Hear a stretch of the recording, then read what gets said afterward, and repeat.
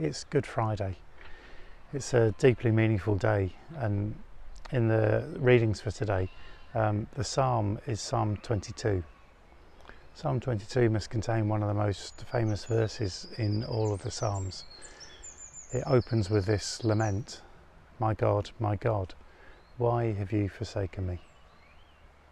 Jesus chose to use those words as he lay dying on the cross, crying out to his Father, crying out in hope, in emptiness and abandonment, and crying out perhaps on behalf of the whole of humanity, a human race cut off from God, deprived of relationship, deprived of all that it would long for. As Jesus cried out, he used the words of this psalm, a psalm that's typical of the Psalms of lament. And so Psalm 22 goes on.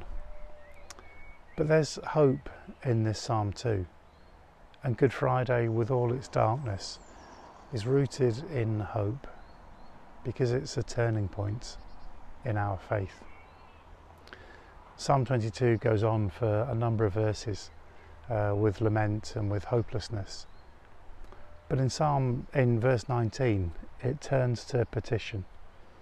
It cries out to God, "Don't be far from me." It craves divine presence. It craves to be restored back to relationship. And it cries out with all of humanity.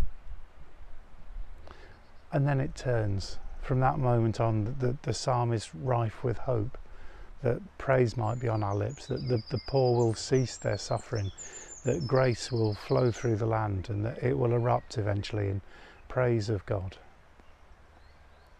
And so Easter is a turning. Good Friday is a turning. The cross, dark as it is a pointer yet to the hope that is to come.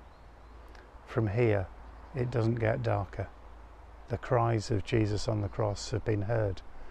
Relationship is about to be restored. It may be Good Friday, but Sunday's coming.